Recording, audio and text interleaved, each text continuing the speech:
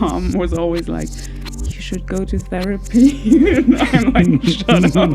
Who maybe look at what you do and go, oh, that's easy, I can do that, or yeah, guilty. Good question. I didn't know how to meet people at all. I think sometimes we feel like we should be handling more because as we look out around everybody else, it looks like they're handling more. In my home, I didn't feel safe at all. I look at you like, what are you talking about?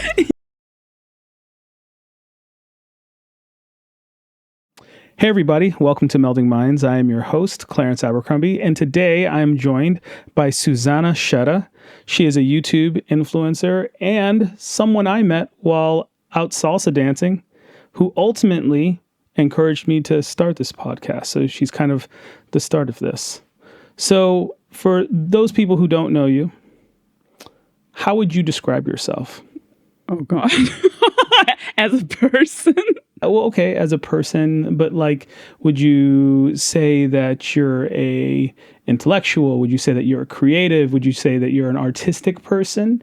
Would you say that, like, how would you describe yourself holistically? Oh, wow. I don't know. I have the feeling I'm a positive person. I can freak out sometimes or get lost or don't feel good at all. But when I'm with other people, I usually have I'm in a good mood, which is important to me, to have also other people around who spread that positive energy. There are not so many people out there who do that for me, but it's nice to be around. So would you say that connection to people is a new thing, or is it something that you've always had? Is it something that you lost and then rediscovered? How do you connect with people? Yeah, it's a new thing for me. I found it last year. Before that, I had the feeling I don't need anyone at all. I was with my ex-boyfriend for a long time, and we wanted to build everything with just the two of us. We wanted to make music with just the two of us. We started the YouTube channel with just the two of us. We learned everything by ourselves, taking photos, graphic design, audio, all that is necessary to build something like that. And I thought, I don't need anyone else. But during the COVID time, I noticed I feel so lonely somehow. And I think, I remember that I said that to him once, I think I need people around me. And he was like, really? I don't need anyone. And I'm like, I think I feel really, really lonely. So it was a journey for me to get closer to people again, to find people who I like, I didn't know how to meet people at all. Although I had so many subscribers and followers, people who watched my stuff and interacted with me online, I didn't know how to do it in real life. So you touched on, getting the YouTube channel started and how it was a lot of editing and graphic design and lots of other things that a lot of people aren't privy to, who maybe look at what you do and go, oh, that's easy, I can do that, or guilty. When I met you, I was like, I'm a YouTuber. You were like, So you do your 3 videos per week. Okay, so you don't do a whole lot. Yeah. And I'm like, Yeah, no, it's definitely a lot more work than I initially thought it was. Yeah, especially growing a YouTube channel. Now that mine is a big one, maintaining it is okay, and I have a lot of freedom now. But building the channel almost broke me. Really? Yeah. What do you mean by that? Well, during the COVID time, I started posting a video every day for 9 months. And I made videos where I was not in the mood at all. So I'm usually having a positive energy in my videos, but you don't have that positive energy every day. And so I lost energy from day to day, but still had to give everything in my videos. And I didn't have any hobbies or anything. I didn't have friends. I didn't have anything that gave me energy. I didn't listen to music. I did nothing. It was, when I think back now, it was just work. Yeah. So yeah, there were times where I was really aggressive, but I had to make the videos. I was not in a good mood. I was not a good person during those times, and I always saw my videos and thought, "Who's that person? She she looks like she has so much fun." And there is this energy inside of me, but I couldn't feel it. You couldn't access it. No, I thought I'm a bad person. I'm in a bad mood. I'm kind of aggressive and towards my partner as well. So I was never really satisfied with myself. That aggression, you mentioned that you directed it at your partner. Was it directed at anyone else as well? Was that energy that maybe, your sister got, or your mom got, or your dad got, or was it really just focused on that relationship, that working/love relationship you had at the time? I don't. Well, my mom was always like, "You should go to therapy." And I'm like, "Shut up! I don't need to. My past doesn't determine my future, so it doesn't matter." Yeah, I knew that I had to go to therapy one day, but I was never ready. So everyone who pointed something out like that, needed to shut up. But I don't know if I was really angry towards, probably. I was not the best person to be around somehow. I felt stressed out the whole time. But I had the feeling I had no right to. I thought I could handle more. I should be able to handle more, but it felt like it's way too much. I'm full. I can't handle anything else. Yeah. I think sometimes we feel like we should be handling more because as we look out around everybody else, it looks like they're handling more. Yeah, people had kids and I don't know, a job that was really, really, I don't know, they were talking about it the whole time. And I was like, okay, I don't have all of that. I just have myself, my partner, and the work. So it should be okay. Yeah, but I think there's an illusion there, right? There's what we project to other people, and then there's what is actually going on. Right. So you don't get to see the quiet moments where those people are struggling with the fact of trying to be a parent, or they're struggling with trying to be in a relationship, or they don't feel appreciated at work. You don't see any of those things. You see what they want you to see on Instagram or Facebook, and it's largely positive. So then you reflect in your own life and go, why am I not feeling these things? When the truth of the matter is not a whole lot of people are feeling those things. Yeah, not many people open up and talk about that. I started talking about a lot of my feelings on social media, and it's awesome what people reply to that. So I didn't feel lonely, and they didn't feel lonely or alone with their problems then as well. And I could talk to some of them. Just see that everything's pretty normal. Yeah. When you had people reply back, because first of all, I mean, it's a huge leap in vulnerability on your part to share those intimate thoughts and feelings with kind of the world to some degree. When you started getting those replies, how did that make you feel? And I asked that question because you have people responding to you doing it, right? But they probably don't often get to hear what it meant to you to get their messages. So what did it mean to you to see people respond in the way that they did?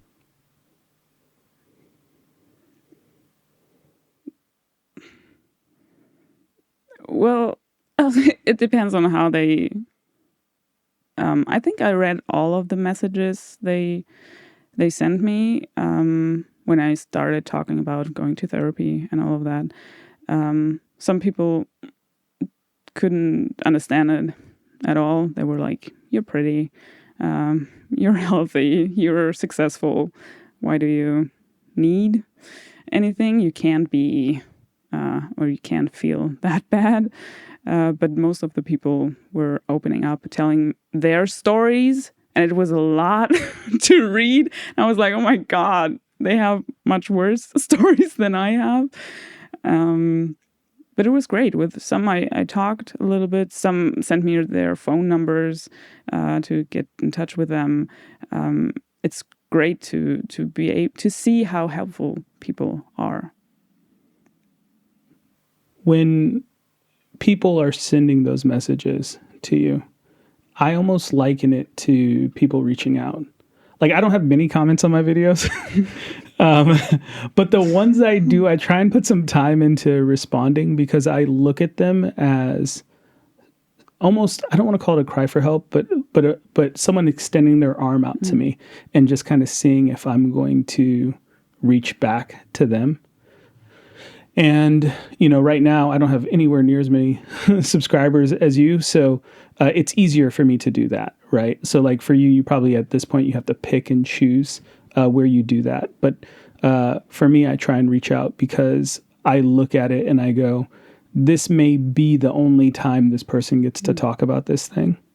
And I would imagine if I was going through something similar and I saw your video, and you're talking about something and it's exactly what I'm going through, or it resonates with me in a certain way, that I would have a desire to reach out to you.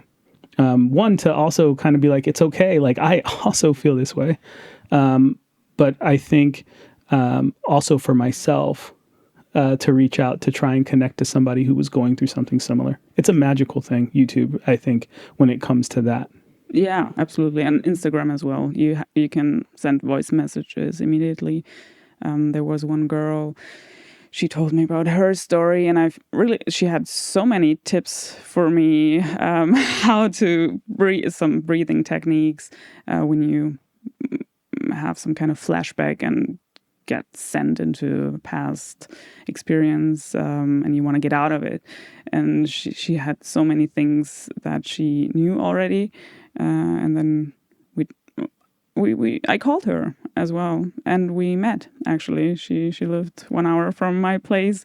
She was one of the first persons I met in person, where I felt most comfortable of meeting her. It was not easy for me to ask, actually, if someone has time to meet me. Why was that hard? I thought people didn't want that, or had friends they could meet. So why would they meet with you? Yeah. Well, I didn't know how to ask for it. So I had someone at work when I was working back then, and I thought maybe, I know that she goes dancing in the club sometimes. Maybe I could ask her if she takes me with her, because I didn't know. I couldn't go by myself. I was not brave enough to do that. But it took me days and weeks till I was brave enough to send her a message asking her if she could think of me next time, if I could go with her. And she was like, I don't go dancing anymore because she has a child now. Oh my, I was so brave now. But it was not, I learned that it shouldn't be so difficult and hard to ask. Just to ask. People can say no. But I always thought that maybe they just say yes and they didn't want to, but they want to be polite. So I had to learn to ask people to meet with me. Do you think that's because you viewed your asking or your approach as an inconvenience to them? What is inconvenience? Inconvenience, like, good question. Define inconvenience. Define inconvenience for me. Yeah, that's kind of my thing. So when I say inconvenience, what I mean is something that forces them to stop what they're doing and then attend to you. If I was going in this direction, you're like, hey, can you go in this direction for me? That would be an inconvenience. Yeah. I don't know. I never wanted to meet people before. So if someone asked me, I was like, oh no, come, please. I have some kind of appointment. I can't. I don't want to meet this person. I don't want to meet anyone. So I was in that state. And I thought people are like that. That they don't want to meet other people, but they're not at all. So many people are bored and want to do something. So I had to, I found that out. And so it's easy now for me to ask other people. But I thought they had a different state of mind regarding meeting, calling, doing something together. You know what I think it is? I think that people are just lonely. And I think that COVID forced people to realize how disconnected they actually were post social media. Normally, when you're on Facebook and you're scrolling, or Instagram for young people, I'm old. You're on Instagram and you see people traveling, you're seeing things, you have this constant feed from hundreds of people doing things, right? And you get to comment on what's going on in their life and it makes you feel like you're connected. But when everything shuts down, people aren't allowed to go anywhere, there's no extremely exciting life updates, you stop getting that stream of new stuff kind of coming in. And then you don't have people checking in with you either because you're not posting any new exciting stuff. So you're not getting those likes, you're not getting those comments, you're not getting those things. I think that people started to feel the actual loneliness kind of settle in because the depth of our relationships have gotten really shallow. During COVID times, many people were talking about loneliness and mental health and all of that. And I thought, I'm fine. I have the best time. No one is next to me. No one can get me sick. Everyone is washing their hands. I was happy because I had this, I was always afraid of other people, of getting sick.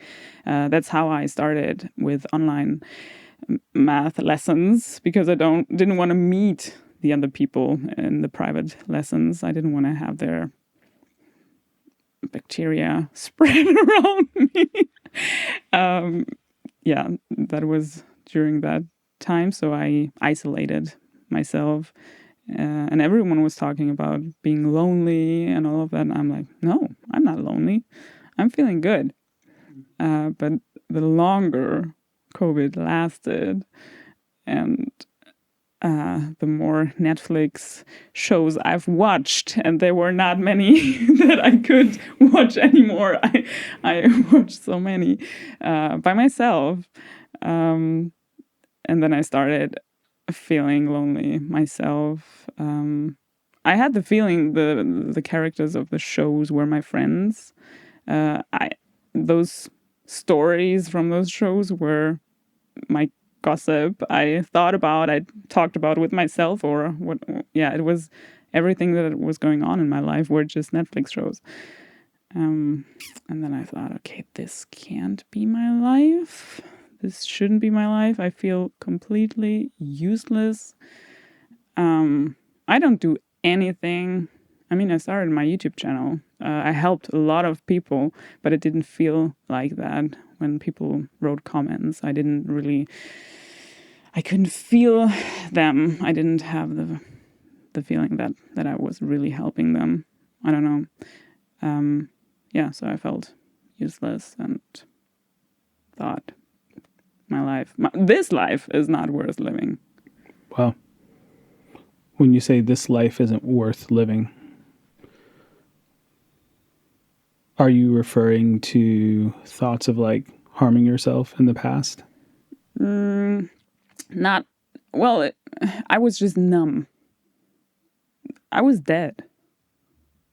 There was nothing worth living inside of me or outside of me. I didn't feel any emotions anymore, except for the bad ones. So, aggression, being angry, anxiety. Oh, yeah, I almost forgot that chapter of my life. Lots of anxieties. Felt lonely, angry. But I didn't feel joy. I didn't feel love. There was nothing inside of me. I felt just like a ghost. Going through life without any reason. Yeah. Or purpose. You may actually have been experiencing just anxiety. So when you're talking about being aggressive and angry and all these other things, realize that those can be responses to being anxious about something that's going on in your life. So it's really easy to look at yourself and be like, oh, I was a horrible person back then. But it may have been that you just had a lot of anxiety because of everything that was going on in your life. Well, I was afraid of everything. There were times where, it was last year, actually. So not so long ago, 1.5 years, I started working on that. But I had a feeling someone is behind me the whole time. I was afraid of someone raping me.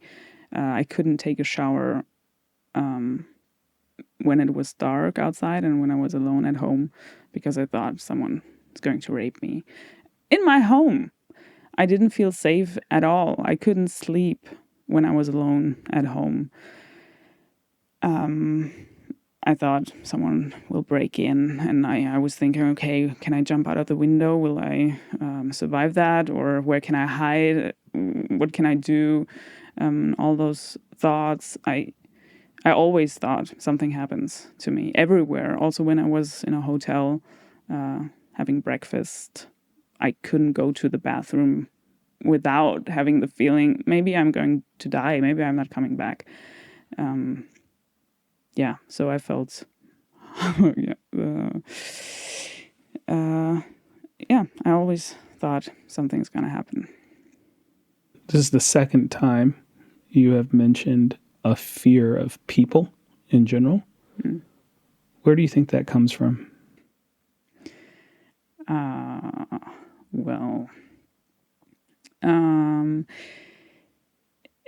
In my childhood, I experienced not the best things I've seen, especially from men. So we have someone in our family who did sexual child abuse, is it called like that?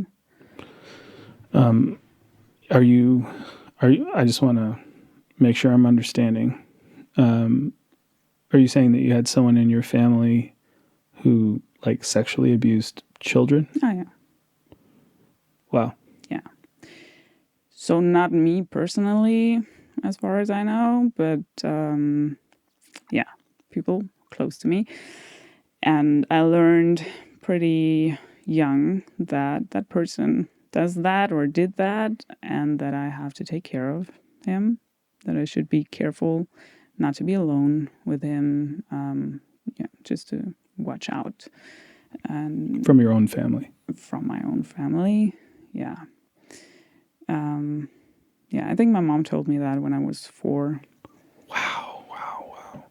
So it was not only him that I watched, it was every man. So also the father from my best friend, when she was sitting on his lap or whatever. And I thought, okay, I was at primary school, or I didn't really understand what it is. I just knew, okay, not too close or whatever. I just had an image of that. I couldn't really understand all of it. I think until the age of 11, I thought sexual child abuse is normal or nothing bad, nothing. I didn't understand what it meant because it was so normal for me to talk about it and that it's part of every family. But then I watched a documentary where victims talked about it, and then I understood, fuck, okay, that's nothing no one ever wants to experience. And there I felt the pain for the first time.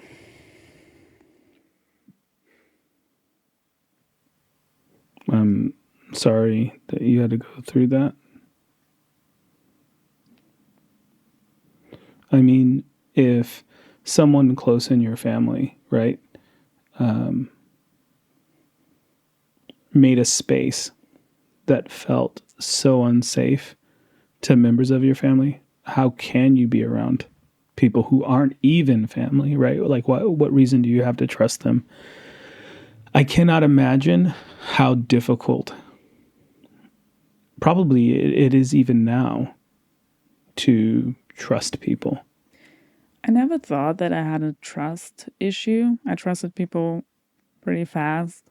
I still think the best of people somehow. I was hitchhiking in Florida and I thought it will be fine. So I'm kind of naive as well, probably. But I thought I'd trust people pretty fast. Well, I had to somehow. It's also part of my family, and I want family to be family. Yeah, it's pretty weird in our family because he was still around and he's still part of the family. So he was not excluded. Excluded? And yeah, it's difficult for me to understand that because if something like that happened in my family, when I have children or whatever, I would have handled it differently. I'm pretty sure of that. I always had this anger inside of me that this is not fair, that it's not, it's way too complicated for all the people around. Why should we take care of it and be aware of everything? Why not just exclude him and then we can be safe? Yeah, and I always thought if anything like that happens to me, I am going to kill that person. But there is also a freezing moment. I didn't think of that I would be a person to freeze. But actually, yeah, there was some kind of event, and I thought I just kill him, but I froze. And I think that freezing moment was, well, since then I couldn't hug people anymore. I couldn't touch my mom anymore. Yeah, so it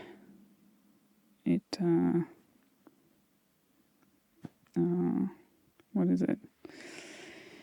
It changed my life till last year, and then I took everything back. How did that freezing moment change your life? You said it changed your life. How did it change your life? I couldn't be close to anyone anymore. I couldn't hug my girlfriend. I was disgusted by people. So it didn't matter male or female, just people. Yeah. It was just everyone. I couldn't be close physically and emotionally. yeah. Also intimate. No, not a good feeling at all. What was that freezing moment? Like, what happened?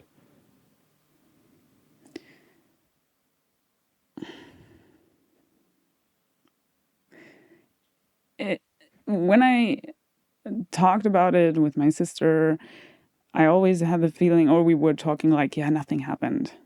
Nothing really happened. So it shouldn't have any effect on our lives. And I thought I was 8 years old, actually, when I think back now. But my mom told me I was 12, 13 around. So it was in a completely different time.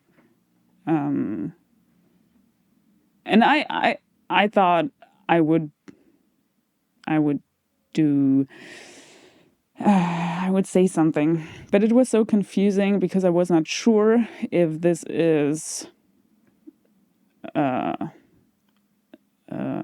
limit that he over A line that he crossed. a line that he crossed or not. I was not sure because he made it so playful, and yeah, so they're also very talented in that, in making it a game or fun, laughing, so that I was not sure if I have it in the right category. I was just confused, but I froze and I just looked at my sister and we were like, we don't know what it is, but we were pretty sure that this is too much, and yeah, such a situation. And yeah, I didn't know what it did at that time, but last year when I started to take a look at all my life, and I thought something's wrong, something is really wrong. There is something wrong with me. I understood that then, and then I thought of that moment. That moment came into my thoughts, and then I started crying completely. I freaked out completely. I broke down, and from that moment on, I could heal. How did that healing process start? I started taking therapy with many different therapy people. Therapists? Therapists. It's okay. Yeah, because I wanted to heal, and I wanted to do it as fast as possible because I had missed so many things in my life. And I did. Are you proud of yourself? I am. Good. I am. I'm a completely different person now. And I love my life. It looks like those are tears of joy. Relief, maybe.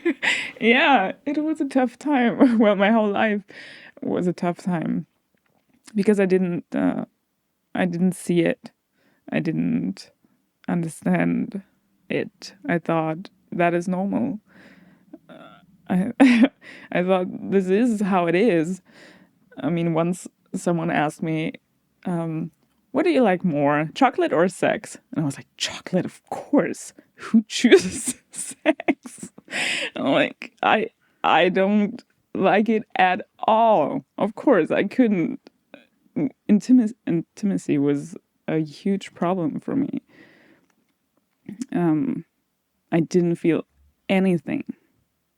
It was just numb. Everything was just numb. So my whole life I was just not, and with emotions exactly the same. They were not real. I had a mirror in front of my desk to look at me when I was laughing, to see how joy should feel or look like, because I didn't really feel it. Yeah, but I thought that's normal. Do you feel like you get to be more authentic now? Absolutely. my mom was always like, "You were such a kind child. You had such a good heart." And I'm like, "Yeah, but I'm not that child anymore." But now I have the feeling I am. I'm such a great person. um, yeah, it feels good. Well, I mean, it's great. It's great for you to be able to go through all of that and rediscover some of your innocence and some of your joy and some of your curiosity when you felt like you could have those things, to take those back.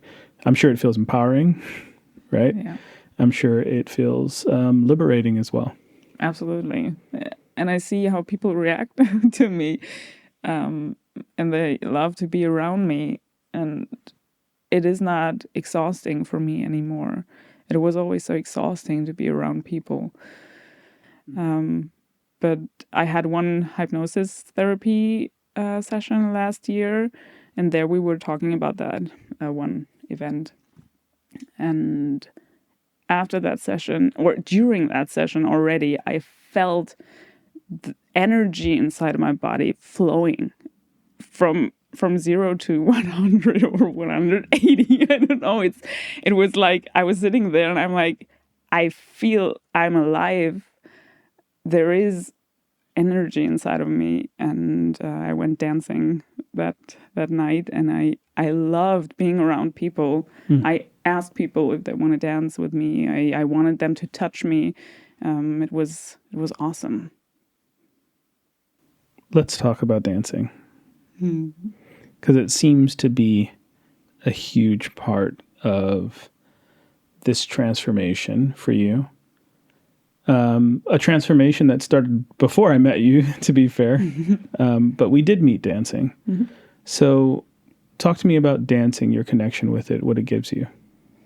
It was a huge part of that process. So I can recommend everyone who struggles with whatever I just said or with anything else to go salsa or bachata dancing, social dancing, to be around people.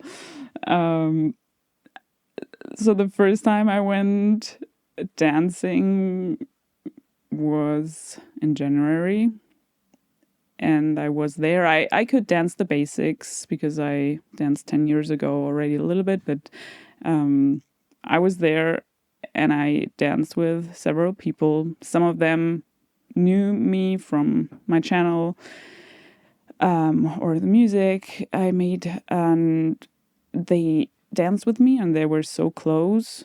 It was before I went to therapy, and I felt so bad, and it was way too close for me. I couldn't handle being so close to them, and I felt so dirty.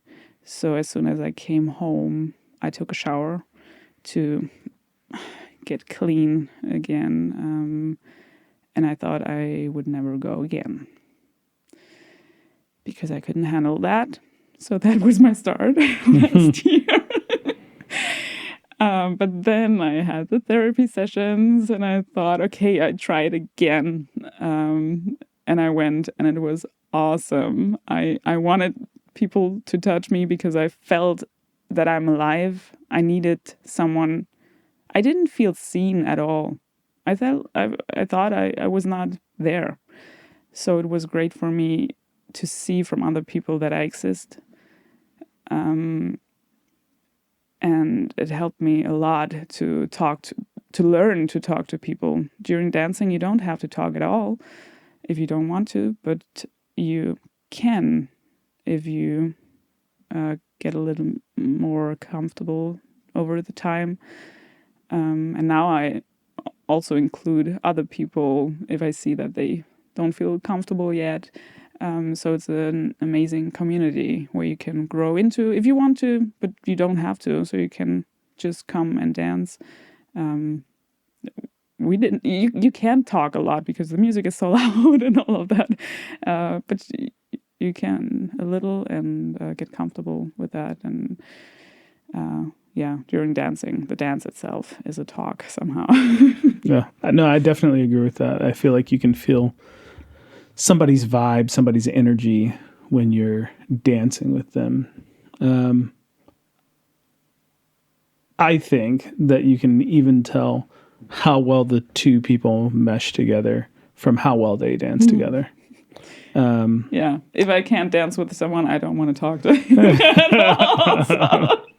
Yeah, but not in a beginner sense, right? Like, so people have to understand, because people who don't dance don't know this, but you can be a beginner and be very fun. Yeah. It doesn't have to do anything with the level. Yeah, it doesn't. It's not a complicated thing. It's not, oh, how complex your combos are. It is an energy thing. It really is. Yeah.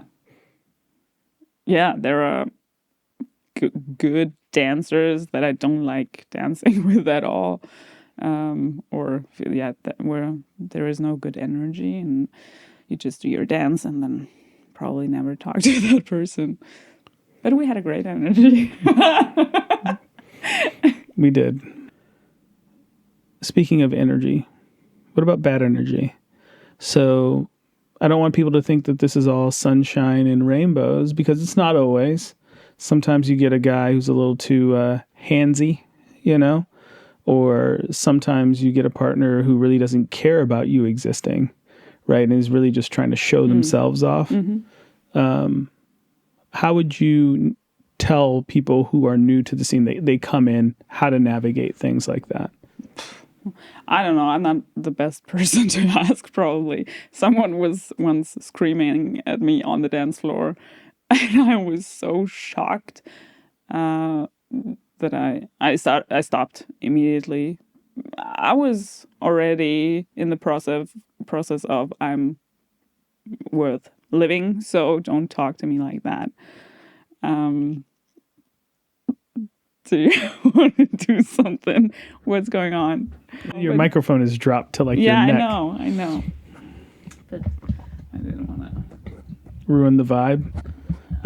It's getting to a point where I'm afraid I won't be able to hear you.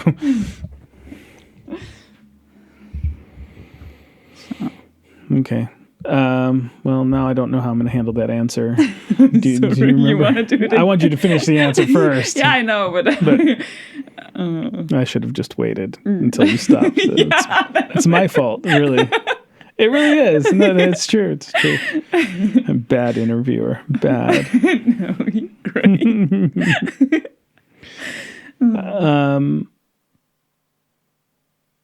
So I'm going to ask you this question. Do you realize how awesome you are?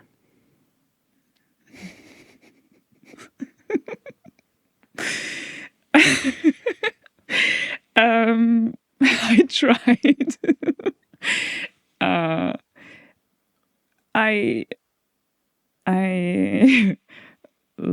try to learn it to see it. So it took me a long time, and I'm still having those thoughts of no one cares about me. They come from time to time when I'm not around people, when I'm by myself, or even when I was at the beach in Florida. Awesome beach, everything was great, but I was there alone, and I thought, okay, no one cares about me. So these thoughts come pretty quick still. So for someone like me who sees you, right, as this person on YouTube, and I'm sure people are blowing up your DMs on Instagram, right, and all of that, and you tell me, I don't think anyone cares about me. I look at you like, what are you talking about? Yeah. Right?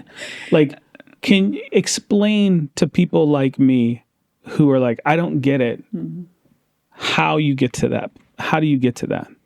Yeah, it doesn't make any sense if you really think about it. I get something when someone sends me a voice message. There I can feel something of the person, and then when they tell me how my videos helped them to get through everything, and then that they were crying before, and then that I helped them so much, then I can feel it, and I feel, okay, I helped that person. But then the next day I already forgot about that. You didn't forget about it. No. You emotionally forgot about emotionally. it. Yeah. I'm not connected to that anymore.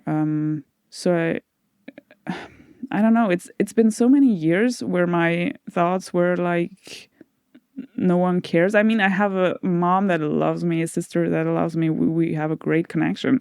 It's not that I don't have people around me.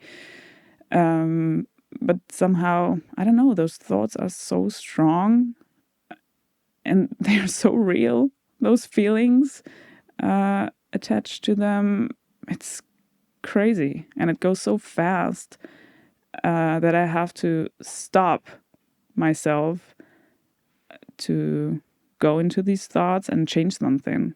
Yeah. Do you think that your happiness or your sadness resets each day?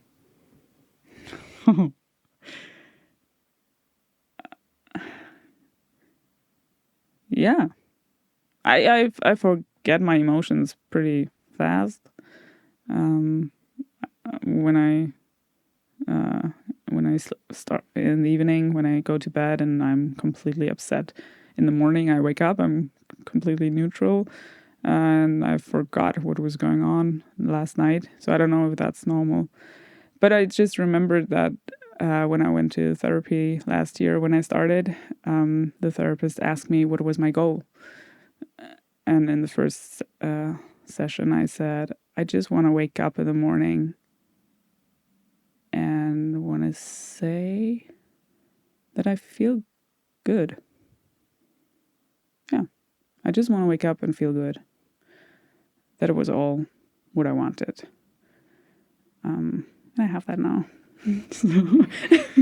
I have much more than that, but it wasn't the case. So I never. It was not even neutral. It was worse. I felt bad the whole time, and this is still inside of me. So I think those lonely episodes and this I'm not good or no one cares about me is just my go-to still, and I have to work on it that it doesn't win. But I mean, it's a process, right? So you're not going to reprogram your thinking completely that you've had for the last decade, right? In 1 year, Yeah. I think the fact that you've come as far as you have is already amazing and something to be proud of. Thank you. Yeah, I am. All the therapists I worked with, they were so happy to work with me. They were like, "It's going so fast. It's great." But I wanted to change. I was so ready. So that's also something when you're not ready to go to therapy. No one can help. It doesn't make any sense to go. And all people around you are like, "Go to therapy," but it doesn't work like that. I had to be ready to go. My life had to be so miserable that I was ready to go through the shit. Because it was worse at the beginning to go through all of that I didn't want to feel. To feel it and to see that I'm not drowning if I feel those emotions, and that it's okay on the other side. You can go underwater with your head a little bit, but you won't drown, really. You can swim. Kind of like the buffalo. Oh, the buffalo. Where the buffaloes run into the storm instead of away from it. The thought is that they get through the storm faster by basically running into it, where a lot of other animals like cows will run away from the storms and end up being caught in them way longer. Yeah, I think I was a cow for my whole life. I turned into a buffalo. Did you just call yourself a cow?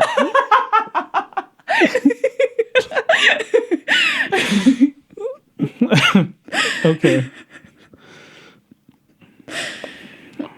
Nickname Buffalo. Got it. Wow. Okay. So you've been through a lot. I think we can agree there. Yeah. I never thought that it was a lot. I even didn't think that I have experienced enough to go to therapy. I always thought, people have way worse things that happen to them. So if I go to a therapist, he says, "What do you want here?" So yeah. Yeah, but I mean, I think you can do that for anything, right? You can always point at somebody who had a worse life experience than you. It doesn't mean that your life experience isn't something that was traumatizing, right? I think that's a trap that we all kind of fall into. Is I don't have a problem. Mm-hmm. I don't have a problem. Not really. I mean, that guy, look at that. He's got a problem. And I think that there is some temporary reprieve that we get from that to know that we're doing better than somebody else. It's not necessarily, this is going to sound funny, but bear with me, right? It's not necessarily that you really care that that person is doing or that somebody exists out there that has it worse than you. I think that there is something that we get for us knowing that somebody has it worse than you. It allows you to push off doing the work, confronting the nasty bits to get better. But the thing is that when you get on the other side of that storm, little buffalo, the sunshine comes back out. Yeah, it did. And I'm so happy that I did it. I waited 33 years to be able to do it. But I'm so glad that I did it, that it worked. Hypnosis is an amazing tool. It helped me a lot. It changed my life within one session. So I had 2 sessions that really were life-changing completely. I've never thought that anything like that would be possible, but it was. So if you have a good therapist, try it. It helped me a lot.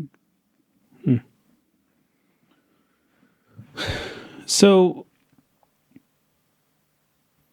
in that space where I have you and you're going through all of these things and you have people around you, right? You have family around you, you have friends around you, you have a partner at the same time. All of these things are happening inside of you, but nothing is really getting through. Where can we do better? As people who are around a person in a similar place, where can that support system do better? Well, my mom tried to reach out to me so often. She didn't have any chance that I listen to her, not at all. My sister is the same. My boyfriend at that time, the same. Although I had the feeling my life had to get so bad that I saw it myself.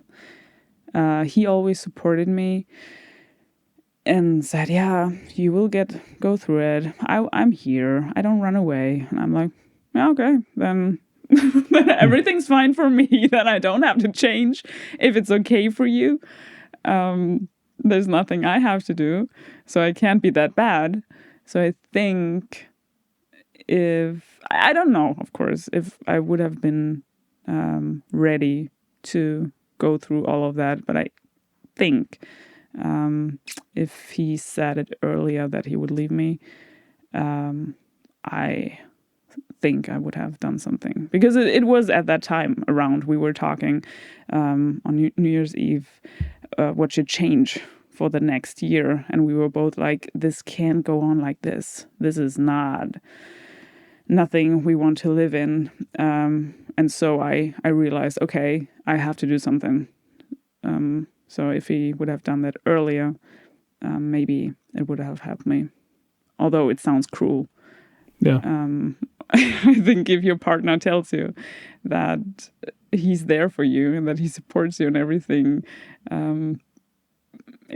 maybe it would be, or you think it would be better. But for me, actually, it was the wake-up call. That's my last chance to change something. It doesn't mean that your relationship survives, though, if you go through therapy and you change a lot. And I changed a lot. And then, doesn't mean that your partner is still the best thing for you then, or that you change so much that you want to experience much more. And that's a tough pill to swallow for your partner. Right? Is imagine, right? Put myself in their shoes. I go, hey, you need therapy. I'm here to help. I'll get you there. I'll do whatever I have to do to support you. But like, I think you need someone else to help you through this time. Right? And I'm supportive. And then you're like, hey, I'm better. And I'm leaving you. This sounds so shitty. And it's not, it shouldn't be funny, but yeah. But the thing that people miss with this is, and this is the important bit, and you can tell me if I'm wrong, is how can you pick somebody? How can you choose someone to spend your life with, a good pairing for yourself, if you don't know who you are? Oh, wow. Yeah. That's the price of therapy sometimes, is that you'll go in one person, you will leave a different person, a person who is less compatible with the partner who may have even encouraged you to go through the process in the first place. Yeah, and who supported you through all the shitty times. I remember I was lying on the couch for 2-3 weeks just crying the whole day. And he was like, I don't know what I should do with you. I'm like, yeah, I have to go this by myself. But I will go through it. He was also completely helpless. And then when I got better, I had a new life. I wanted to have a new life. And somehow he always reminded me of my old life, of this captivity, all those feelings that were connected to that. Is there anything that you want to say to him that maybe you didn't get the opportunity to? Well, I'm still in contact with him, so I can always tell him that. But it's not easy for me to open up. There are many emotions. We've been together for 13 years, so it was a long time. Although through that period of time, I didn't have the connection to my emotions. I mean, it's incredible that he could live with me like that. So I'm really thankful that he could.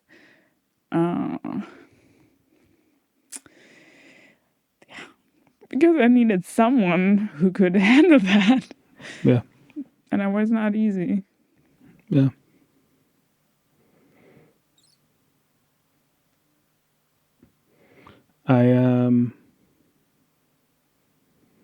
It sounds like you're grateful to him. Yeah.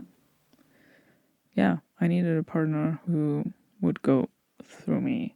And there are not many men who would have done that, for sure. Yeah. But I think more importantly, I just want to frame this differently, right? So, because you're like, yes, I am grateful to him for putting up with me in that state. And I would challenge that and say, don't you think that you're just grateful to him for him being who he was. Just that simply. And the reason is that he exists outside of the space of you. So him wanting to work with you, him wanting to help you in those ways is just a character trait of who he is. So maybe that gratitude should be directed more towards them, the person, and not necessarily what the person did for you, if that makes sense. What's the difference? The difference is if I ask you for $5 and you give it to me, I go, thanks, I'm grateful that she gave me $5, right? The difference would be I watch you give $5 to people in need all the time. And it's now I go, I'm grateful for that person's generosity in general. One is tied to the person. The other is tied to me, right? So would you say that it's that person's nature to be that way? Or would you say, no, that person really, that's not their nature. They just did that for me specifically. No, I think it's his nature. Yeah. Yeah. So I just think it's important to acknowledge that because I'm guessing some people will know the person that you are talking about. And if you want to show gratitude to that person, it's important to show gratitude for the right thing. Mm-hmm. So we talked earlier about kind of what your circle could have done. And it sounds like not a whole lot, right? It sounds like really the only thing that would have gotten through to you at the time was your partner being like, I'm done. I can't put up with this, and not accepting it. Yeah, because I couldn't live by myself. I was pretty sure that I was not able to. I had so many anxieties. I was not able to move out. I couldn't sleep alone. Yeah. At night without light. So that would have been a reason for me to work on it. I had really so many anxieties. I couldn't go running in the woods. I couldn't go running with headphones because I had to hear who's behind me. I had to be ready all the time to fight. Yeah. Yeah. That's some of that is not unique to you specifically, though, right? Like there are lots of women who say that they can't run with headphones on because of those fears, or they'll have headphones in, but there'll be no music playing on them. So they'll have headphones in so guys don't talk to them, but then they won't play any music so that they can hear what's going on around them. Yeah, that's why I was always confused, because I thought, yeah, that's normal. That's normal. And then I talked to some people and I'm like, I can't look outside a window when it's dark because I think some horror movie figure will pop up and scare me to death. I'm like, is that normal? I'm like, no, that's not normal. So it was a mix of things that are normal and things that are not normal. And yeah, it was just a lot. Many small things I was afraid of. And that was just, it sums up. Also, when I went dancing in a club, not salsa or bachata, just normal dancing. I was so afraid to get out of my car and go to the entrance of the club. Or from the club to my car back again. I was walking around my car to see if anyone is there who tries to, I don't know, attack me. So I opened the car, jumped in, closed the car, closed everything, and looked as if someone is behind on the, there. So it was always as if everyone would want to attack me. Sounds like you're ready to live in the States. I'm just kidding. It's not that dangerous. It's not that dangerous. I mean, there are dangerous parts that will make you want to do that. But, I mean, there's some really nice places in the States as well. And Germany is pretty safe. So that was not, for the circumstances, it was too much. Yeah. I don't do that now at all anymore. I feel so safe, maybe too safe. But, yeah. Yeah. Your community is worried about you. They actually reached out to me. This is an intervention. No, I'm just kidding.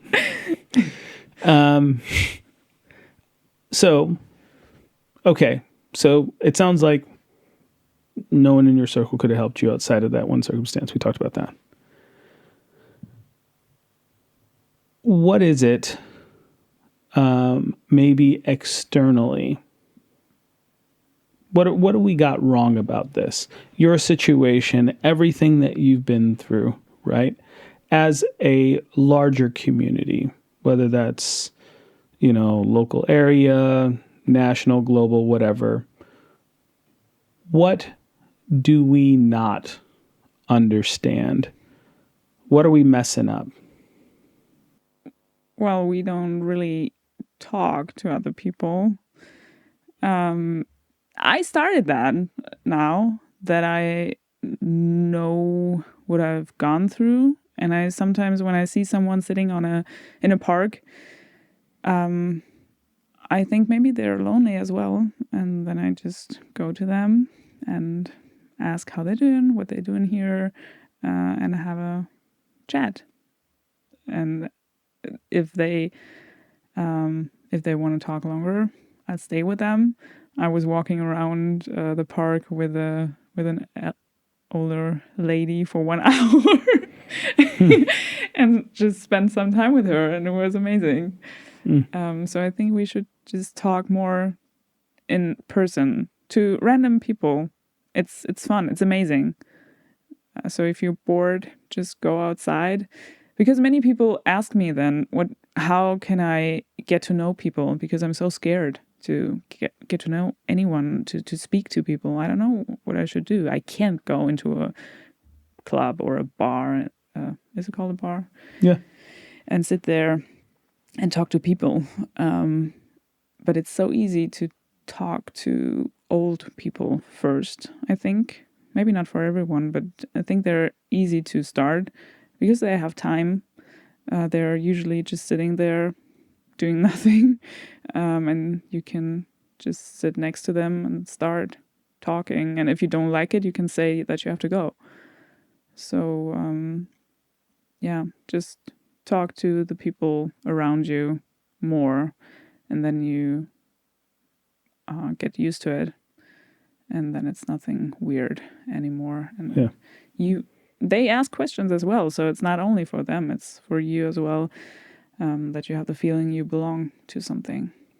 I think elderly and available, right? Because I'm assuming that if there is an elderly person, they're just walking down the sidewalk, and I like go, hey, would you like to talk to me right now? I think that would scare some people, right? I think, of course, you have to make it so that they're not scared. Yeah, 100%, right? That's kind of my point. I'm saying elderly and available. You need to make sure that they're in a place where they are able to accept that kind of a conversation, right? If they're on a park bench, it makes sense, Yeah, but even that is not easy. So I always say to myself, I do a challenge now. I challenge myself to try it. And there was this one lady, and usually people don't look very friendly when they are not talking to you yet. So when you're just there, the resting bitch face. Yes, very well done. Appropriately used. Yeah. That's the neutral state usually, and you think, oh God, this person doesn't want to talk to me at all. She's probably the worst person on this planet. But then you can just smile first, and if she smiles back, then it's much easier. Then you can say some random stuff. It doesn't matter, just that you start a conversation. I think I just said, "Oh, you're walking there." I don't know. It didn't make any sense. Oh, you're walking there. Or you're walking up that hill or whatever. It was just something describing what was going on. So it was not any thing philosophical or whatever. Okay. So you're a person sitting on a bench, an elderly person on the bench, and your advice is, hey, you're sitting on that bench. It's not an advice. I didn't say that I'm good at it yet. I'm just trying to understand. I'm learning myself still. I try to compliment some people as well. That's also one thing to get to know other people or how to talk to them. I was not good at that at the beginning at all. The first thing I said was, "Oh, you have a really interesting face." And then a girl was like, "Interesting good or interesting bad?" I'm like, this should be a compliment. I'm sorry. Yeah. I meant good. I meant good. I meant good, of course. Yeah. And that works for you, huh? Well, you never see that person again. Usually it's just walking by, and then you can learn. Of course, you make mistakes. I made many mistakes in that. But it's not, they don't kill you. It's, Yeah. I will tell you, as a guy existing in the world, that my experience with trying to strike up random conversations has largely been with the opposite sex, and has not gone as well if I went into the conversation with, "You have a really interesting face." You have to smile when you say sorry, hold on. "You have a really interesting face." Maybe you shouldn't try it as a dating opportunity. No. I mean, I get it. No, I mean, there's a part of me that's actually kind of proud, because as a guy, I exist in the space of rejection, right? Like think about it, right? I go up to a girl in a bar or a club. I try and talk to her, dance with her, whatever. 9 times out of 10, if I don't look like Brad Pitt, I'm getting rejected, right?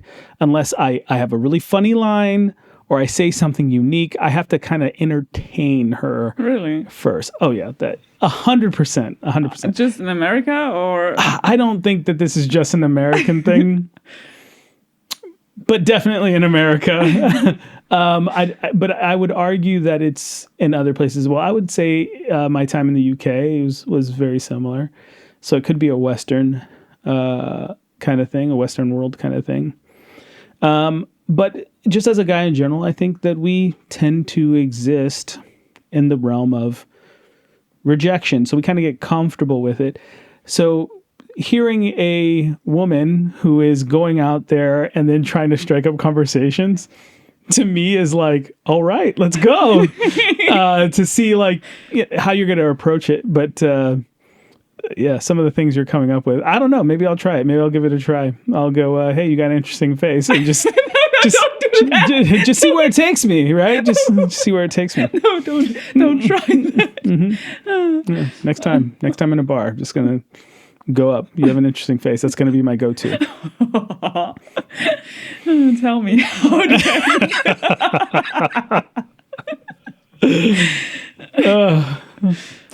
So anyway, so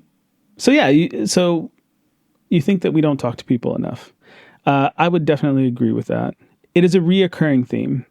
When you kind of strip away the nuts and bolts of a lot of the issues that people kind of bring up on the podcast, a lot of it comes down to a lack of human connection, a lack of conversation, a lack of understanding, a lack of grace, all of those things that you get from taking time and having a conversation with a person, sometimes who agrees with you and sometimes who disagrees with you, and just trying to see where the other person's coming from.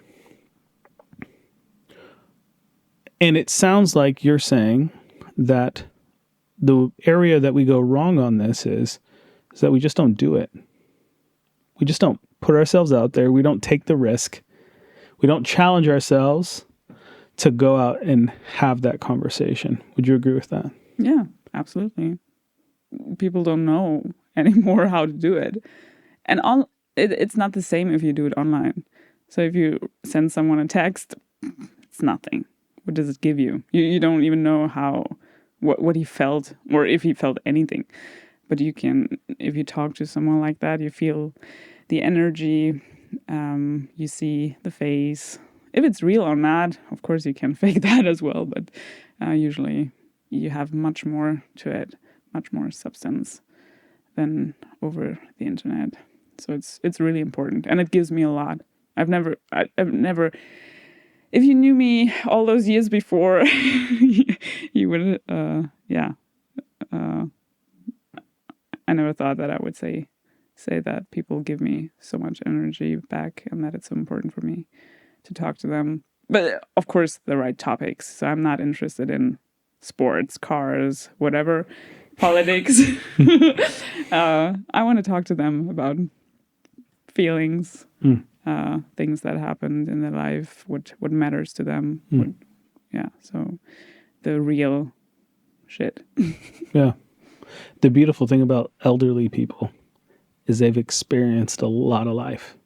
And sometimes by listening to their stories, you can kind of predict where something in your life might go, or it'll forecast things for yourself. I've recently had to rethink of my life through a different lens because my mother, her health is, kind of up and down, and it's really forced me to reframe my life around my happiness. My mom has got MS, and stress really affects her. So she's kind of gotten to this place where she tries to live like as stress-free as possible. It's a wonderful thing to watch because watching her chase her happiness is inspiring for me. But it's got me to reframe a lot of my life. I've, flown in fighter jets. I've, been a break dancer, salsa. I did all these things that I wanted to do. And some of them have made me happy. Some of them have made me feel some sort of a purpose, but I don't know if I've found the thing that really, really wholly encompasses what my life's mission is. And I have to say, I feel like this is probably the closest thing for me, is having these conversations. I feel like I could do this for the rest of my life. And to that point, I want to thank you for encouraging me to do this, because I don't know if it would have happened without you. It is a lot more work. Yeah, having the conversation is the fun part. Yeah. Everything else with the editing and all that, that's the not so fun part of this job then, Yeah, but I love this. It's awesome. Yeah. And to be fair, it doesn't even have to be in front of a camera.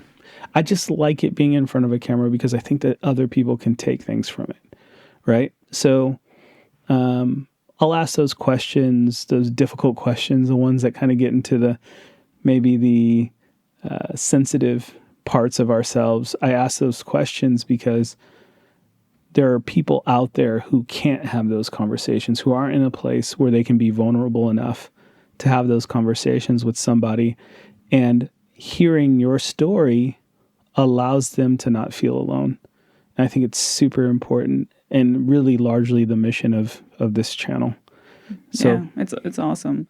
When I was looking for what's wrong with me, I was also searching on YouTube to see what if there is someone with a similar story, and if I can find a solution, or what he's been through then, and what I can do, because I didn't want to go to therapy immediately.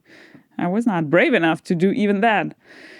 So I thought maybe just find someone who can help me when I'm in my home. No one knows, and then I can do it secretly. Yeah. Well, that's what you being on the channel, being on the podcast is allowing someone to do. So thank you for coming on. I've enjoyed the conversation. And hopefully, if you're willing, we'll do this again sometime. Yeah, would be great. All right. And thanks for joining us.